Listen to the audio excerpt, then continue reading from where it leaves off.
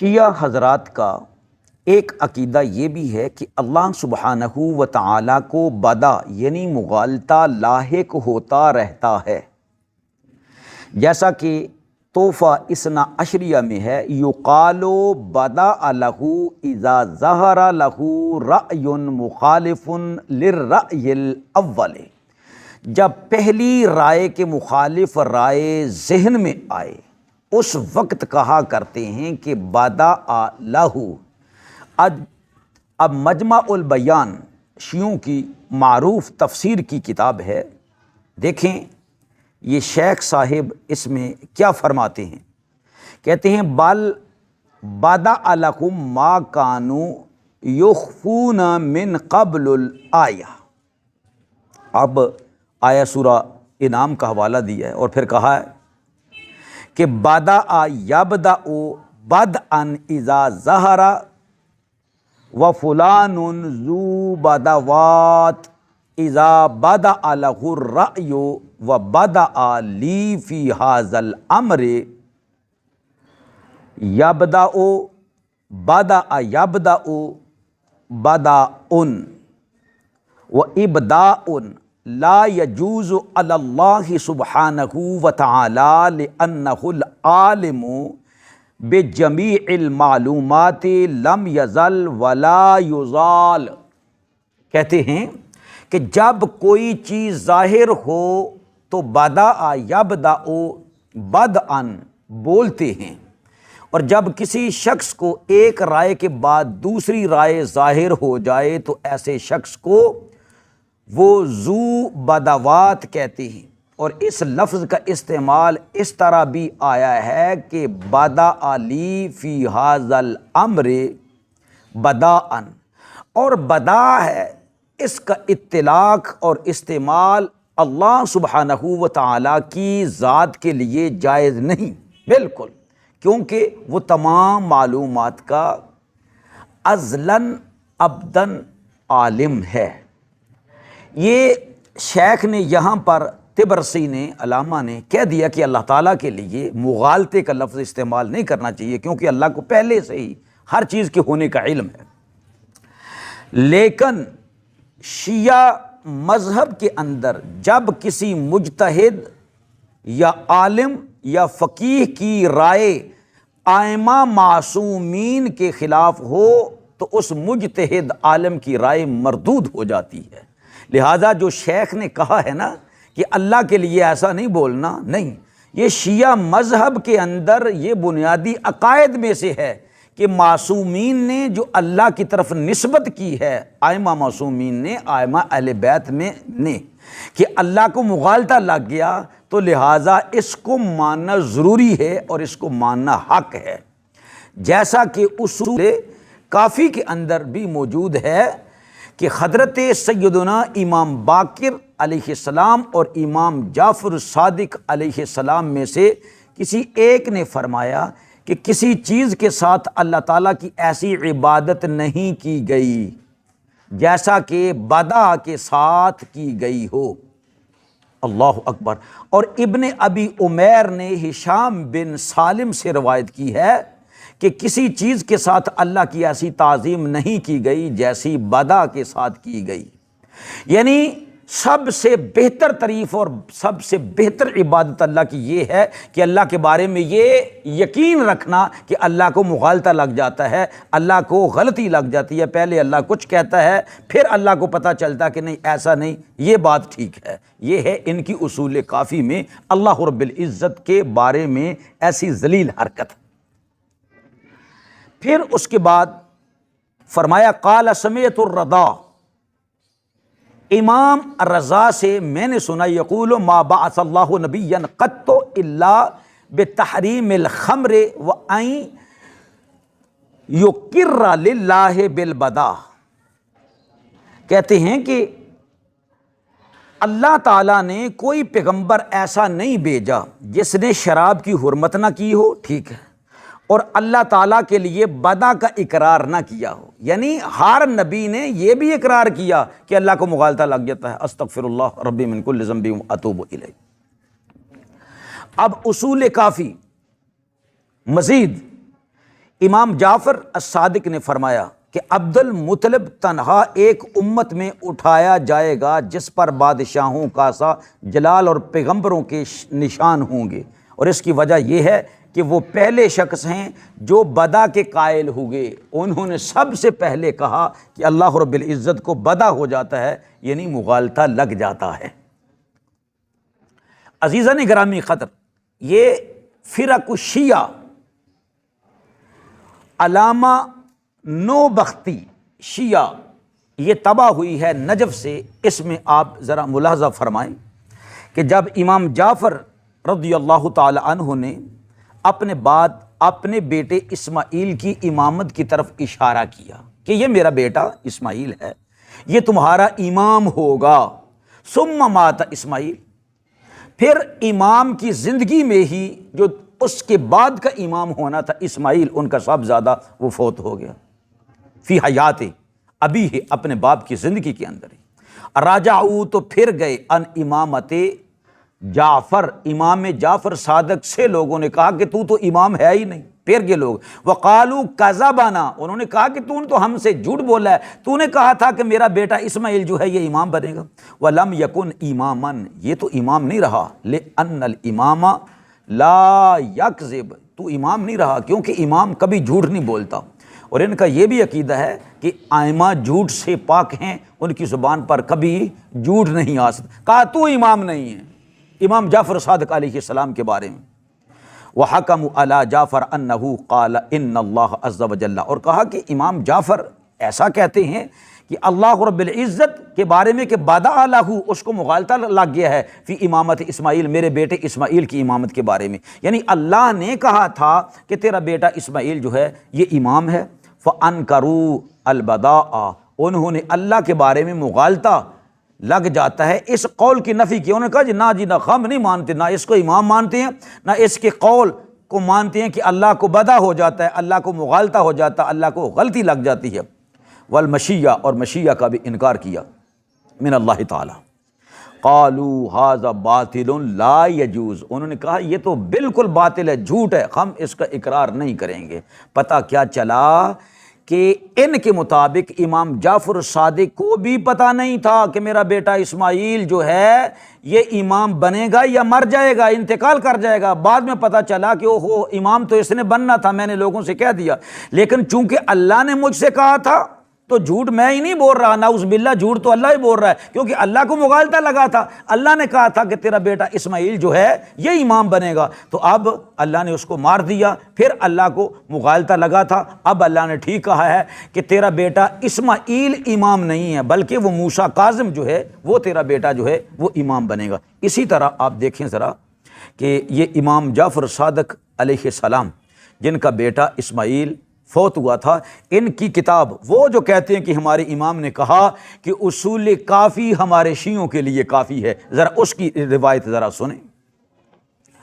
راوی کہتا ہے کہ میں امام علی نقی علیہ السلام کے فرزند ابو جعفر کے مرنے کے بعد ان کی خدمت میں حاضر ہوا، میرے دل میں یہ خیال تھا کہ فرزندان امام نقی ابو جعفر اور ابو محمد حسن عسکری کا واقعہ اس وقت بالکل ایسا ہی ہے جیسے امام موسیٰ کاظم اور اسماعیل جو امام جعفر کے فرزند تھے ان کا تھا۔ لو جی نما کٹا کھل گیا جی۔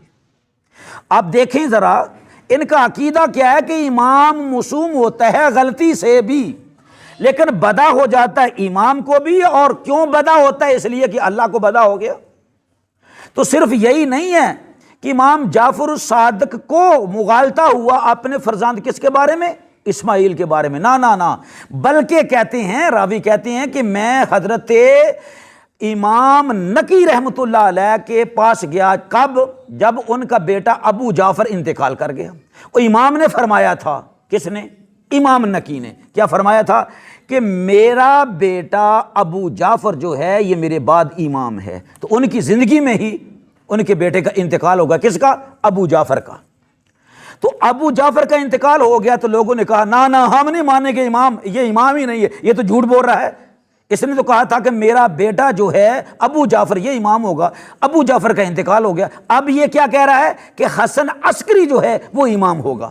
تو لوگوں نے کہا نہیں ہم نہیں مانتے۔ تو راوی کہتا ہے کہ میں نے جانا کہ یہ وہی چکر ہے، ایسا ہی ہو گیا ہے جیسے امام جعفر الصادق نے اپنے بیٹے کے بارے میں کہا تھا کہ میرا بیٹا اسماعیل جو ہے یہ امام ہوگا۔ جب اسماعیل ان کی زندگی میں انتقال کر گیا تو پھر امام نے کہا کہ نہیں، اللہ کو مغالطہ لگ گیا تھا، لہٰذا میرا بیٹا موسیٰ کاظم جو ہے وہ امام ہوگا۔ اب یہی کام یہاں پر ہو گیا، صرف ان کو غلطی نہیں لگی، ان کو بھی غلطی لگی۔ تو اب انہوں نے اپنے بعد کہا کہ میرا بیٹا حسن عسکری جو ہے وہ امام ہوگا۔ اب یہیں پر ہے کہ یہ میرا بیٹا ابو محمد جو ہے یہ بعد میرے، ابو محمد سے مراد حسن عسکری، کیا نام؟ حسن عسکری جو ہے ابو محمد، یہ ابو جعفر فوت ہو گیا، لہٰذا یہ میرا بیٹا جو ہے وہ جانشین ہوگا میرا۔ اس کے پاس وہ تمام علم ہے جس کی طرف احتیاج ہوتی ہے، اس کے پاس سامان امامت موجود ہے۔ تو پتہ کیا چلا کہ ابو جعفر کا انتقال ہو گیا اور ابو محمد یعنی حسن عسکری رحمۃ اللہ جو ہیں وہ امام بنے۔ یہ ہے شیعوں کا اتنا برا عقیدہ، اور امام جعفر صادق یہیں پر ہے، اسی روایت میں عبارت میں فرمایا کہ اللہ کو کبھی ایسا بدا یعنی مغالطہ نہیں ہوا جیسا میرے بیٹے اسماعیل کے بارے میں ہوا۔ ٹھیک ہے، استغفر اللہ۔ ہم اللہ رب العزت کی صفات کو ایسے ہی مانتے ہیں جیسے اللہ رب العزت نے بیان فرمائی اور اللہ کے رسول صلی اللہ علیہ وآلہ وسلم نے بیان فرمائی۔ یہ دیکھ لیں ذرا کھول کے سارا کچھ جو ہے نا، یہ اصول کافی ہے، باب الاشارت والنص علی ابی محمد علیہ السلام۔ یہ آپ ذرا اصول کافی کو کھول کر ذرا دیکھ لیں اور اس کو پڑھ لیں کہ یہ کیا کیا گند گھولا ہوا ہے تم لوگوں نے ائمہ کرام کے بارے میں، اور اللہ رب العزت کی کس طرح تم لوگوں نے گستاخی کیا اور توہین کیا ہے۔ جو بھی اپنا عقیدہ تم نے بنا لیا اور جو چیز بھی اس کے مقابلے میں آئی تم نے کہا نہیں جی یہ ریجیکٹ ہے۔ جو ہم کہہ رہے ہیں ائمہ معصومین ہیں، اور وہ ائمہ معصومین ان کو غلطی بھی نہیں لگتی ہے، اور جو غلطی لگتی ہے وہ ان کا قصور نہیں ہوتا، نعوذ باللہ من ذالک۔ اگر اللہ کو بھی اپنی ذات میں لانا پڑے تو یہ مردود اللہ تعالیٰ کی ذات کو بھی معاف نہیں کرتے۔ اب دیکھیں ذرا یہ مناقب آل ابی طالب ہے، اس میں ذرا آپ ملاحظہ فرمائیں کہ اللہ تعالیٰ نے اپنی صفات، اپنی صفت کیا بیان کی؟ العلی، وہو العلی العظیم، ہے یا نہیں؟ اور علی رضی اللہ تعالیٰ عنہ کو بھی وہی صفت عطا فرمائی، وجعلنا لہم لسانا صدقا علیہ۔ یہ کہہ رہی ہیں کہ حضرت علی کے اندر بھی وہی شان ہے جو اللہ رب العزت کی شان ہے۔ وقال لنفسہ، اللہ نے اپنی ذات کے بارے میں کہا ہے، وہو یطعم ولا یطعم، کہ اللہ تعالیٰ یطعم ہے، یطعم نہیں ہے۔ وفیہ، اور علی رضی اللہ عنہ کی شان میں ہے، ویطعمون الطعام۔ اور پھر اللہ رب العزت نے اپنے بارے میں فرمایا لا تأخذہ سنۃ ولا نوم، اس کو نہ اونگ آتی ہے نہ نیند۔ اور علی کے بارے میں بھی فرمایا امن ہوا قانت۔ پھر اپنی ذات کے بارے میں فرمایا وَهُوَ اللَّهُ الْوَاحِدُ الْقَهَّارُ۔ اور علی کے بارے میں کہا قُلْ إِنَّمَا أَعِظُكُمْ بِوَاحِدَةٍ۔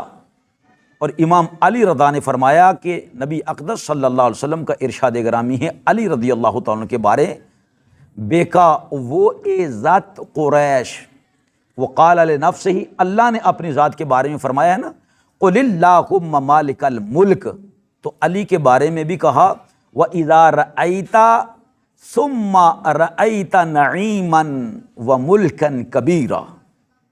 اور اللہ نے اپنی ذات کے بارے میں فرمایا يُحِبُّهُمْ وَيُحِبُّونَهُ، اور علی کے بارے میں فرمایا عَلَى حُبِّهِ مِسْكِينًا وَيَتِيمًا۔ یہ اس طرح سے وہ شرک کا عقیدہ جو ہے نا وہ انہوں نے گڑا ہے کہ جو صفات اللہ میں ہیں وہی صفات علی المرتضیٰ رضی اللہ تعالی عنہ میں ہے، نعوذ باللہ من ذالک۔ یہ مناقب آل ابی طالب ہے جو ابن شہر آشوب نے لکھا ہے، جلد 3 ہے، صفحہ نمبر 238 ہے۔ یہاں پر دیکھ لیں یا نیٹ پر تھوڑا سا لکھیں تو یہ ساری عبارت جو ہے وہ کھل کر سامنے آ جائے گی۔ اب دیکھیں ذرا صاف صاف اس میں شرکیہ کلمات ہیں جن کی نسبت حضرت علی رضی اللہ تعالیٰ عنہ سے کی۔ یہ جلاء العیون ہے، ملا باقر مجلسی کی کتاب، ذرا ملاحظہ فرمائیں کہ جناب علی رضی اللہ تعالیٰ عنہ نے اپنے بعض خطبات میں ارشاد فرمایا، وہ کہاں ہے حضرت علی رضی اللہ عنہ کے خطبات؟ بالکل ان کی کوئی سند نہیں ہے۔ فرمایا علی رضی اللہ تعالیٰ عنہ، میں وہ ہوں جس کے پاس غیب کی کنجیاں ہیں، جنہیں بعد رسول اللہ میرے سوا کوئی نہیں جانتا۔ میں وہ ذوالقرنین ہوں جس کا ذکر صحف اولیٰ میں آیا ہے، نعوذ باللہ من ذالک۔ بالکل ایسا نہیں ہے۔ میں خاتم سلیمان کا مالک ہوں، یعنی سلیمان علیہ السلام کی جو انگوٹھی ہوں اس کا مالک میں ہوں۔ میں قاسم جنت و نار ہوں۔ کیا بات ہے جی! میں اول آدم ہوں، استغفر اللہ، یعنی آدم علیہ السلام سے بھی پہلے میں ہوں۔ میں اول نوح ہوں، نوح علیہ السلام بعد میں آیا، پہلے میں پیدا کیا گیا ہوں۔ میں جبار کی آیت ہوں، استغفر اللہ۔ میں اسرار کی حقیقت ہوں۔ میں درختوں کو پتوں کا لباس دینے والا ہوں۔ میں پھلوں کو پکانے والا ہوں۔ میں چشموں کو جاری کرنے والا ہوں۔ میں نہروں کو بہانے والا ہوں۔ یہ ساری صفات جو ہیں وہ اللہ رب العزت کی ہیں۔ کبھی نبی پاک علیہ السلام نے اپنی ذات کے بارے میں ایسا کہا ہے؟ بولیں جناب، کہا ہے؟ نہیں۔ نبی پاک علیہ السلام نے نہیں فرمایا کہ دریاؤں کو میں چلاتا ہوں، نہروں کو میں بہاتا ہوں، پتوں کو رنگ و روغن میں دیتا ہوں، پھلوں کو میں پکاتا ہوں۔ نہیں، یہ تو نبی اکرم، بلکہ کسی نبی نے بھی ان چیزوں کی نسبت اپنی طرف نہیں کی ہے، بلکہ یہی ہے اللہ عز و جل، یہ ساری کائنات کا نظام چلانے والا ہے۔ لیکن یہ کہتے ہیں کہ حضرت علی نے فرمایا کہ یہ سب کچھ کرنے والا میں ہوں۔ میں علم کا خزانہ ہوں، ٹھیک ہے، میں علم کا پہاڑ ہوں، ٹھیک ہے، میں امیر المومنین ہوں، ٹھیک ہے، میں سرچشمہ یقین ہوں، ٹھیک ہے، لیکن آگے دیکھیں میں زمینوں اور آسمانوں میں حجت خدا ہوں۔ یہ لکھا ہے انہوں نے جلاء العیون جلد دوم صفحہ نمبر 60 اور 61 پر۔ یہ اللہ رب العزت کی کس طرح توہین کر رہے ہیں اور کس طرح شرک میں ملوث کر رہے ہیں حضرت علی المرتضیٰ رضی اللہ تعالیٰ عنہ۔ حالانکہ حضرت علی رضی اللہ راتوں کو روتے ہیں، یا پاک پروردگار عالم میں تیرا بندہ عاجز ہوں، مجھے یہ عطا فرما، یا اللہ مجھے یہ چیز عطا فرما، میں تیرے دروازے کا سائل ہوں، تیرے دروازے کو چھوڑ کر کسی اور دروازے پہ جانے والا نہیں۔ اور پھر یہ مناقب آل ابی طالب، دیکھیں ذرا، یہ مناقب آل ابی طالب شہر اشوب نے جو لکھا ہے، جلد سوم صفحہ نمبر 268 نکال کے آپ دیکھ لیں کہ حضور اقدس صلی اللہ تعالی علیہ وآلہ وسلم جب انتقال کا وقت تھا، جبریل علیہ السلام نے حاضر ہو گئے تو رسول اللہ صلی اللہ علیہ وسلم رو رہے تھے۔ وجہ پوچھی تو رسول اللہ صلی اللہ علیہ وسلم نے فرمایا کہ میری امت کا کون ہوگا؟ جبریل علیہ السلام اللہ کی بارگاہ میں گئے، واپس آ کر کہا کہ اللہ فرماتا ہے میں تمہاری امت میں خلیفہ ہوں گا، نعوذ باللہ من ذالک۔ یعنی حضور جا رہے ہیں تو رسول اللہ کا نائب اللہ آ گیا۔ یہ کس طرح کی توہین ہے کہ اللہ بھی کسی نبی کا، کسی پیغمبر کا نائب ہوتا ہے؟ جب اللہ خلیفہ بن گیا تو قیامت والے دن تک تو کسی خلیفے کی ضرورت ہی نہیں ہے۔ پھر حضرت علی کی خلافت بلا فصل رسول اللہ کا خلیفہ اللہ بنا ہے یا علی بنا ہے، پھر بھی تمہارا دعویٰ جھوٹا ہے۔ تم تو ہر اذان میں کہتے ہو کہ علی رضی اللہ تعالیٰ عنہ خلیفہ ہیں اور بلا فصل ہیں۔ کیوں جی؟ پھر بلا فصل خلیفہ کیسے ہوئے جبکہ تم ہی مان رہے ہو کہ رسول اللہ صلی اللہ علیہ وآلہ وسلم کو اللہ نے وحی فرمائی اور جبریل کو بھیجا کہ آپ غم نہ کریں، میں تیری امت میں تیرا خلیفہ ہوں گا، یعنی اللہ کو نعوذ باللہ رسول اللہ کا خلیفہ بنا دیا۔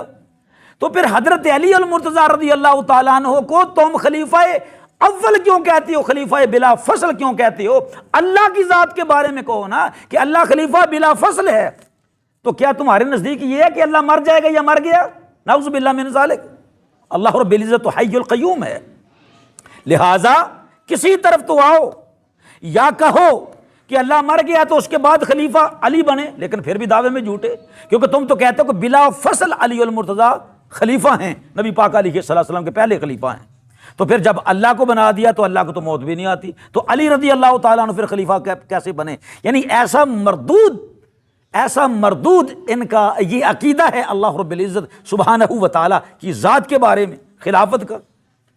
اور پھر یہ بہت ساری روایات ہیں اور عبارتیں ہیں جن میں اللہ سبحانہ و تعالیٰ کی ایک بار نہیں بار بار اللہ سبحانہ و تعالیٰ کی توہین کی گئی ہے، اور اللہ کی صفات غیر اللہ میں مانی گئی ہیں، نعوذ باللہ من ذالک۔ اللہ رب العزت سے دعا ہے کہ نوجوانوں کو بچوں کو ان کے منحوس خود ساختہ عقائد سے اللہ رب العزت محفوظ فرمائے۔ جیسا ان کا جی چاہا ویسے ہی انہوں نے دین اسلام کے اندر افترائیں نکالی، طرح طرح کے برے عقائد نکالے۔ اللہ رب العزت ہمیں ان کی نحوست سے، ان کی مجالس سے بچنے کی توفیق عطا فرمائے۔